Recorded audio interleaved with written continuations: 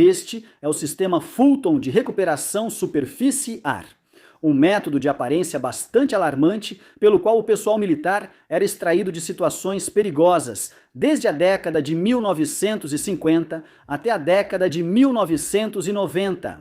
Criado pelo inventor e aventureiro Robert Fulton, o sistema era relativamente simples. A pessoa a ser resgatada coloca um arnês e solta um balão com uma linha presa. Um avião se aproxima baixo e devagar, agarra a linha e puxa a pessoa para o ar.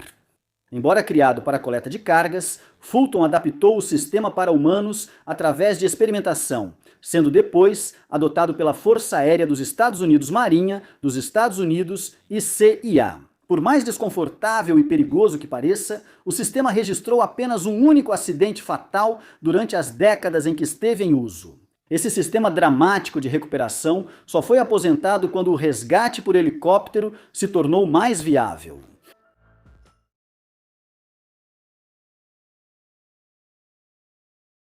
Esta é a rodovia 491 dos Estados Unidos, na região de Four Corners, dos Estados Unidos. É uma estrada que às vezes é chamada de Rodovia do Diabo, devido ao fato de que anteriormente era designada como Rota 666.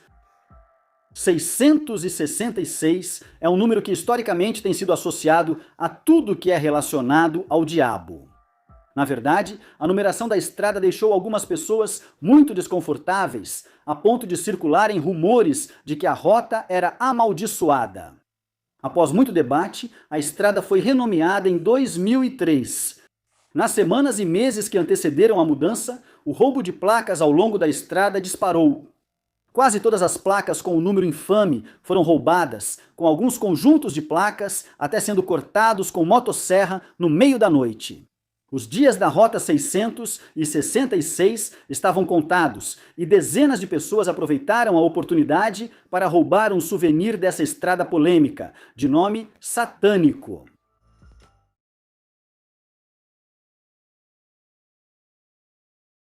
Este é Vladimir Likanos, um estudante ucraniano de química que cometeu um erro muito infeliz e, infelizmente, fatal.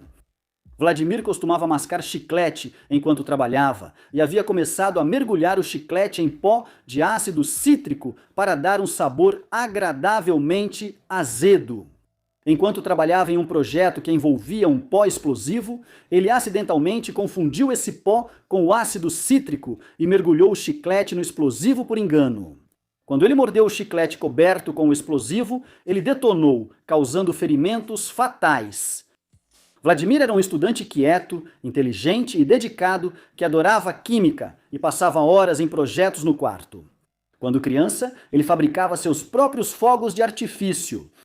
Por mais inteligente e sensato que ele geralmente fosse, bastou um único momento de confusão para trazer um fim repentino e explosivo à sua vida promissora.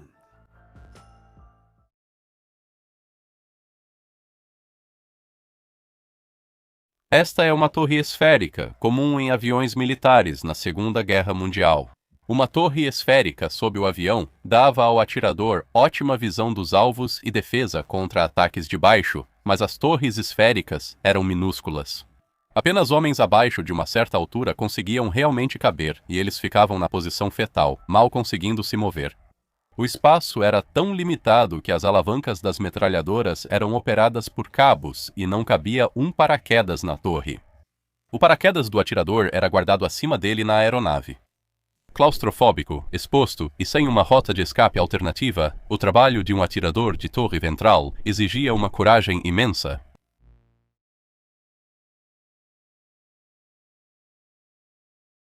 Este é o manuscrito de Voynich, ilustrado e escrito à mão em pergaminho no início dos anos 1400, com 225 páginas em um idioma indecifrável.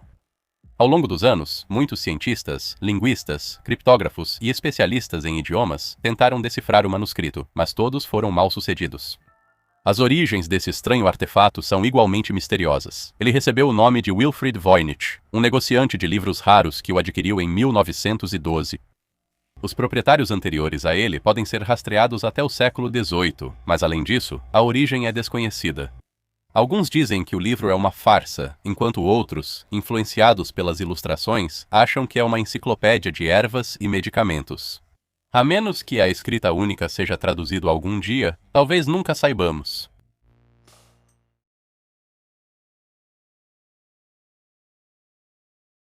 Esta é uma motosserra, um dispositivo que hoje é mais comumente usado para cortar ou derrubar árvores.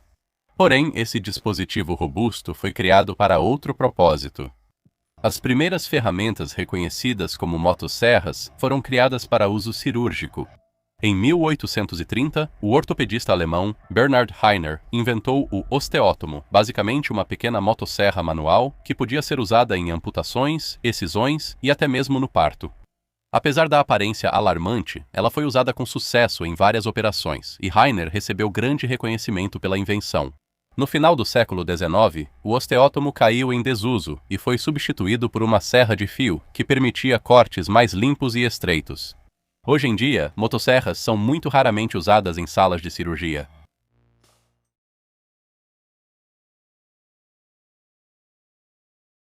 Este é Jeremy Bentham, um filósofo e reformador social inglês que morreu em 1832.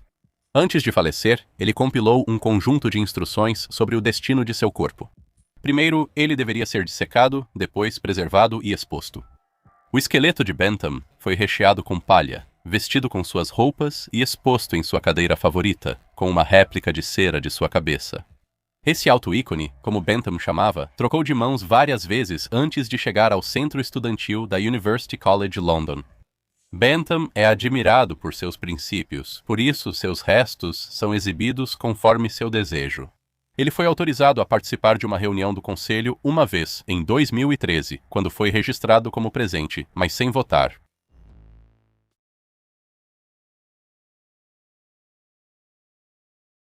Esta é a rã dardo venenosa dourada, uma criatura de cores vibrantes e aparência até fofa, que também é o animal mais venenoso que existe. Encontradas nas florestas tropicais da Colômbia, essas rãs produzem uma substância venenosa em sua pele, que é tão poderosa que uma única rã poderia facilmente matar até 20 seres humanos adultos.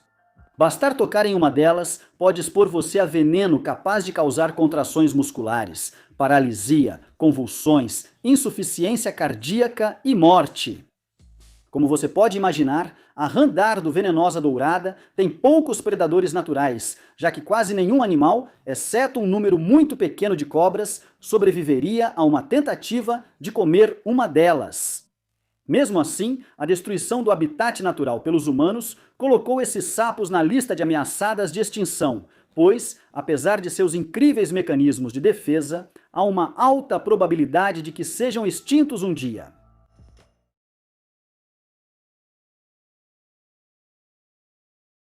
Esta é a Bino T-13, uma granada desenvolvida na segunda metade da Segunda Guerra Mundial para uso dos soldados americanos que lutavam na Europa.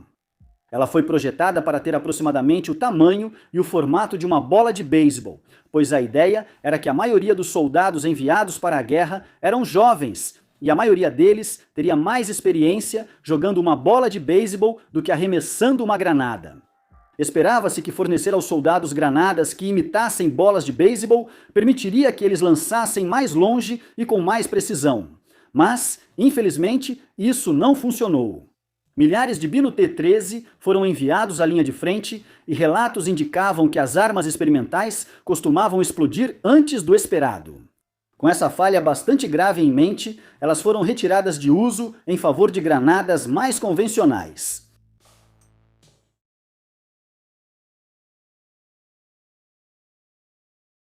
Este é um aposentado anônimo que recebeu o pior presente de aposentadoria imaginável.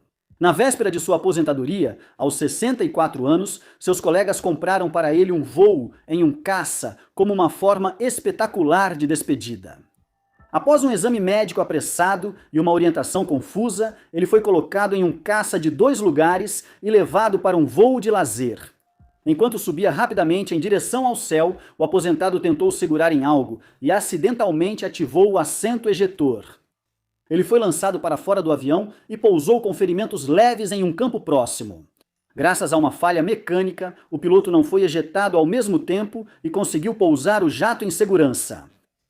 É difícil imaginar presente de aposentadoria pior que uma experiência de quase morte, ainda mais considerando que, como disse o homem, ele nunca quis fazer esse tipo de voo.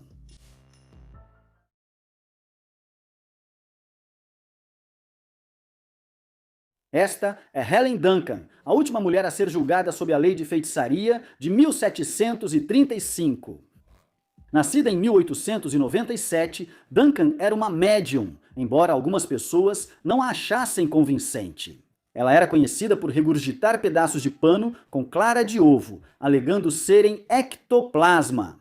No entanto, ela chamou atenção quando anunciou o naufrágio do HMS Barham durante uma sessão espírita em 1941. Era tempo de guerra e o naufrágio deveria ser confidencial, com apenas as famílias enlutadas sendo informadas. Preocupadas que Duncan pudesse revelar mais segredos militares, as autoridades a prenderam e ela foi julgada sob a Lei de Feitiçaria de 1735, uma lei secular que não criminalizava a prática da feitiçaria, mas sim o ato de falsamente afirmar ser uma bruxa. Duncan passou 9 meses na prisão e, ao ser libertada, foi obrigada a prometer que não realizaria mais sessões espíritas.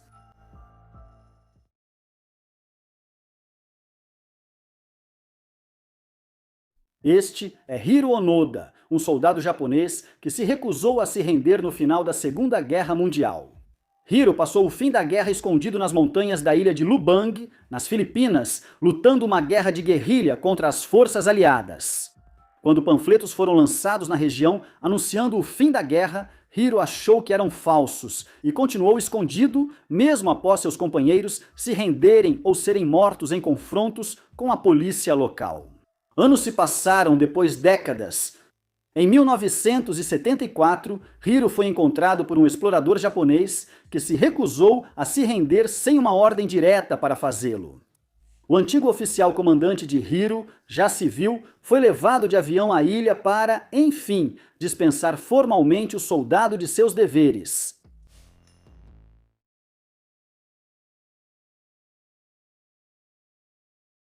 Este é o Naegleria fowleri, um organismo unicelular conhecido como a ameba, que come cérebros. O nome é adequado, pois esse micro-organismo consome células cerebrais e pode causar uma infecção cerebral em humanos, que, na maioria das vezes, é fatal. Ele é encontrado em água morna e às vezes no solo, mas não é perigoso a menos que consiga acessar o cérebro através do tecido nervoso no nariz. A maioria das infecções acontece quando pessoas acidentalmente inalam um pouco de água ao nadar ou, mais raramente, ao lavar o nariz com água contaminada. Há tratamentos disponíveis, mas a taxa de sobrevivência continua baixa, mesmo com o tratamento. A melhor maneira de evitar uma infecção causada pela ameba comedora de cérebro é evitar piscinas quentes e não tratadas onde a Naegleria fowleri vive e mergulhar em águas mais frias.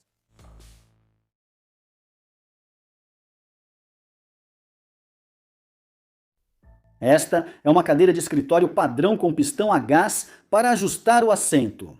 E esta é uma cadeira de escritório, cujo pistão a gás explodiu, causando ferimentos muito graves ao usuário. A maioria das cadeiras de escritório é segura, mas algumas são feitas em fábricas não regulamentadas com materiais de baixa qualidade.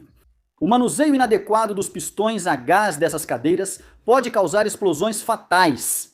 Na China, já houve várias explosões fatais de cadeiras envolvendo cadeiras de fábricas não regulamentadas. A boa notícia é que cadeiras explosivas são praticamente inexistentes quando os fabricantes são obrigados a seguir regulamentações rigorosas. Se você comprar uma cadeira de uma marca conhecida, usá-la normalmente e descartá-la caso o pistão a gás seja danificado, pode relaxar tranquilamente.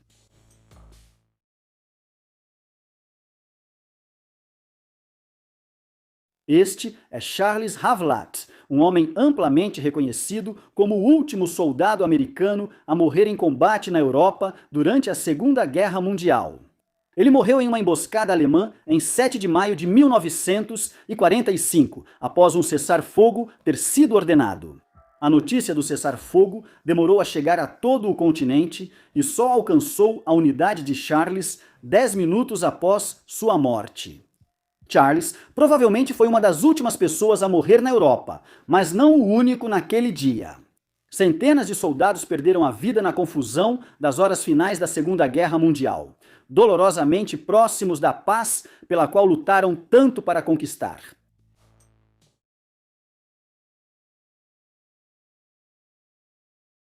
Isto é um rei dos ratos, um emaranhado assustador de roedores que se forma quando 3 ou mais ratos têm seus rabos entrelaçados.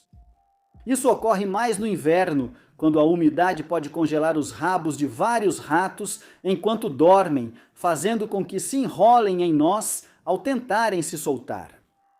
Existem registros de avistamentos de reis dos ratos que remontam a centenas de anos e até alguns exemplos preservados em museus ao redor do mundo.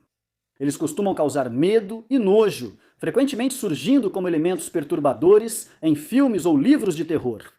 Mas não há nada de maligno em um rei dos ratos. Na verdade, os pobres ratos envolvidos provavelmente só querem ajuda para desembaraçar seus rabos.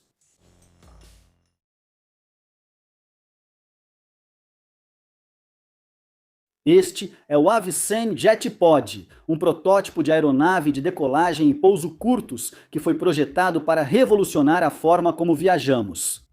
Além de serem incrivelmente silenciosos, os jetpods exigiriam apenas uma pista muito curta para decolar ou pousar, tornando-os ideais para uso como táxi aéreo de curta distância.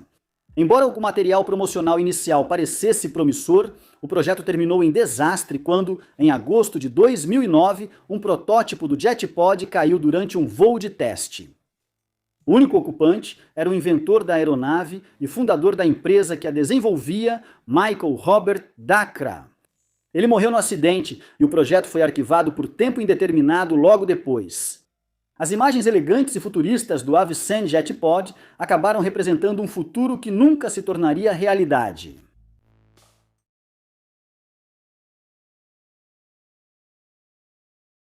Calvin Graham foi um dos mais jovens a se alistar na Marinha dos Estados Unidos na Segunda Guerra Mundial.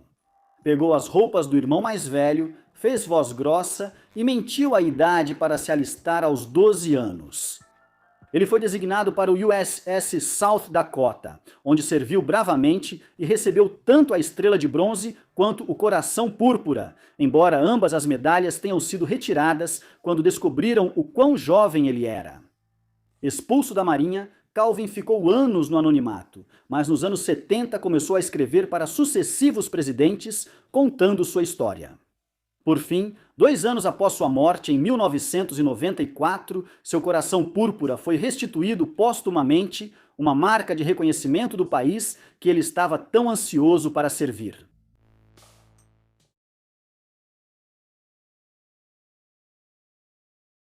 Este é um conjunto de bate-bates, um tipo de brinquedo que foi extremamente popular nas décadas de 70 e 80. Para brincar, você prende a corda em um dedo e, com um movimento rápido de mão para cima e para baixo, balança os bate-bates para que batam um no outro. As crianças adoravam por serem fáceis de usar, coloridos e muito barulhentos. Porém, alguns bate-bates eram bem perigosos. Versões iniciais do brinquedo eram de vidro temperado ou plástico endurecido e podiam se estilhaçar após impactos repetidos, espalhando estilhaços do bate-bate. Dezenas de crianças se feriram antes dos brinquedos serem proibidos nos Estados Unidos e Canadá em 1976. Desde então, versões mais seguras foram inventadas e os bate-bates voltam a fazer sucesso de vez em quando, a cada poucos anos. Ondas de popularidade que, felizmente, não são mais acompanhadas por uma série de ferimentos.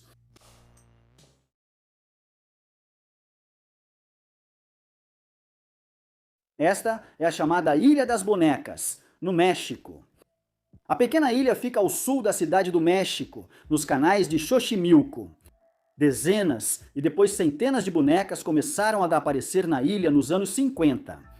As primeiras foram deixadas pelo dono da ilha, Dom Julian Santana Barrera, para acalmar o espírito de uma jovem que se afogou ali.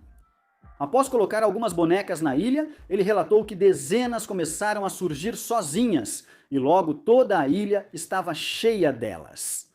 Quando o proprietário original morreu, o lugar rapidamente se tornou alvo de várias lendas urbanas e também uma atração turística, com milhares de pessoas todos os anos fazendo a viagem até a ilha para explorar sua coleção decididamente assustadora.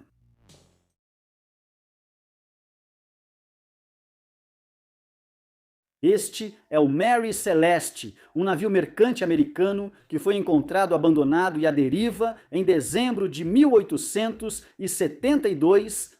A tripulação, o único bote salva-vidas e vários documentos importantes haviam sumido, mas o Mary Celeste estava em boas condições. Apesar das especulações, não foi possível determinar o motivo de seu abandono. O mais provável é que algo fez a tripulação entrar em pânico, embarcar no bote salva-vidas e deixar o navio, e então o navio ficou à deriva, sem eles. O que exatamente poderia ter causado esse pânico, nós não fazemos ideia. Não havia sinais de luta e parecia que tinha sido uma evacuação rápida, mas ordenada. Considerando que isso aconteceu há mais de 100 anos, o abandono do Mary Celeste provavelmente permanecerá para sempre um mistério.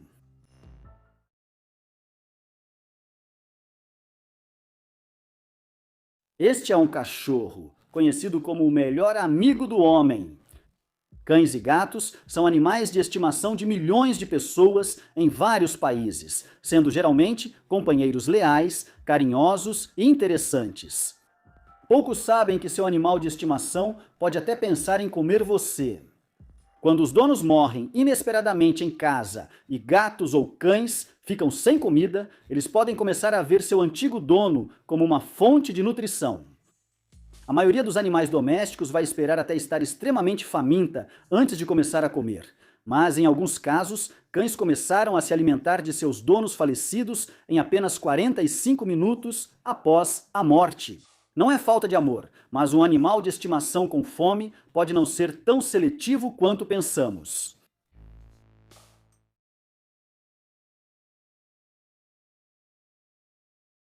Esta é uma fantasia do Mickey Mouse que você poderia ter visto por aí se tivesse visitado a Disneyland em 1955. A fantasia, para dizer o mínimo, não é algo que você veria no parque hoje em dia. Ela é grande, desajeitada e os buracos no rosto lhe dão uma aparência assustadora. Essas fantasias de personagens da Disney foram emprestadas de um show de patinação no gelo e tinham vários buracos grandes para dar visibilidade aos patinadores. Não foram feitas para serem vistas de perto. Essas fantasias foram usadas por alguns anos até serem substituídas por fantasias próprias e menos assustadoras do Mickey e da Minnie Mouse. Felizmente, o design melhorou tanto desde então que é difícil acreditar que as fantasias originais já foram usadas no lugar mais mágico da Terra.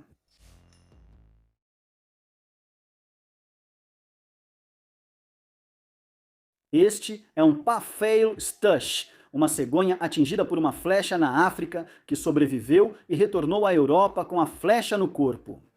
Este espécime azarado foi então atingido novamente, desta vez fatalmente, por um caçador. A existência deste e de outros Puffalo Stush solucionou a dúvida sobre o destino das aves no inverno. No início dos anos 1800, ninguém sabia ao certo, com alguns grandes pensadores especulando que as aves iam para a Lua ou hibernavam no fundo do mar durante os meses de inverno. A flecha africana no pescoço do Puffalo Stush provou de uma vez por todas que as aves simplesmente migravam para regiões mais quentes e também demonstrou que as cegonhas são surpreendentemente resistentes.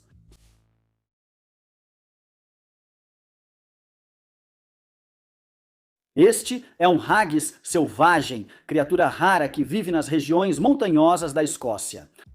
Destaca-se por ter um par de pernas mais longo, o que lhe dá equilíbrio em encostas íngremes, mas a faz se mover ao redor da colina só em uma direção, no sentido horário ou anti-horário, dependendo de qual par de pernas é mais comprido. O animal de aparência incomum é totalmente fictício. O prato popular haggis é, na verdade, uma mistura de vísceras de carneiro, especiarias e aveia. A crença de que essa deliciosa refeição vem do haggis selvagem das terras altas é só uma piada para turistas, mas, segundo pesquisas, cerca de 30% dos visitantes da Escócia acreditam nela.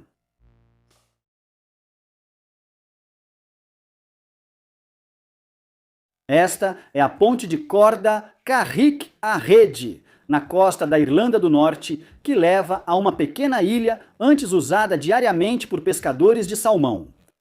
A ponte virou atração turística e é famosa por ser assustadora, fazendo alguns visitantes, após atravessá-la, recusarem repetir o trajeto e precisarem sair da ilha de barco. Vale a pena notar, porém, que por mais assustadora que a ponte pareça hoje, não é nada comparado a como ela era nos anos 1800, quando consistia em uma sequência estreita e irregular de tábuas com apenas um corrimão de corda de um lado. Não sabemos o que os pescadores, que usavam a ponte diariamente para levar suas pescarias ao continente, pensariam dela virar atração turística.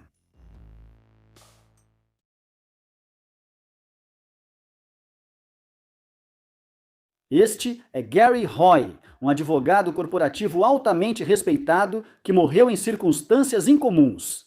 Gary trabalhava no 24º andar do Toronto Dominion Bank Tower e criou um truque especial para entreter os visitantes do escritório. Para demonstrar o quão inquebráveis eram as janelas, ele às vezes se jogava contra elas com o próprio corpo.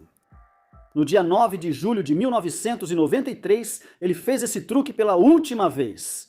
Em vez de ricochetear no vidro como sempre fazia, Gary atravessou a janela e morreu na queda na frente de um grupo de estudantes visitantes que ele tentava entreter. Gary estava certo ao afirmar que o vidro era inquebrável. A vidraça permaneceu intacta, desprendendo-se inteira da lateral do prédio, sem se danificar. Seu erro fatal foi esquecer que, embora a janela pudesse ser indestrutível, a moldura que a sustentava não era.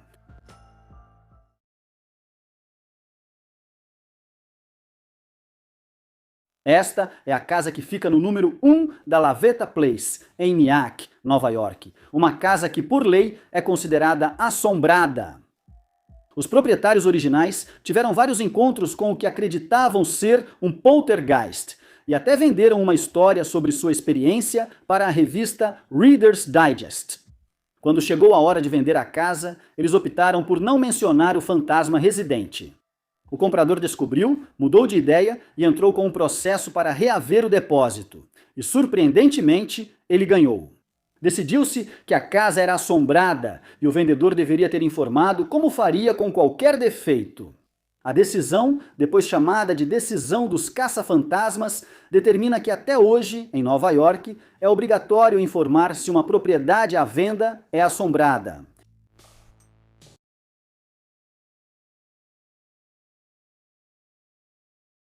Isto é um morte-zaf, uma grade protetora que às vezes era instalada sobre túmulos no início do século XVIII. A grade de metal foi feita para proteger o corpo contra ladrões de túmulos, que eram um grande problema.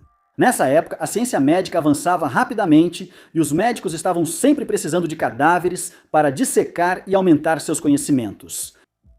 Alguns deles pagavam recompensas generosas por corpos frescos, um incentivo que levava indivíduos sem escrúpulos a desenterrar corpos recém-enterrados e vendê-los para quem pagasse mais. Alguns cemitérios contratavam vigias, outros usavam lajes de pedra sobre túmulos recém-fechados. Outros instalavam grades de proteção chamadas morte-zafs, para garantir que qualquer sepultado em seus terrenos realmente descansasse em paz.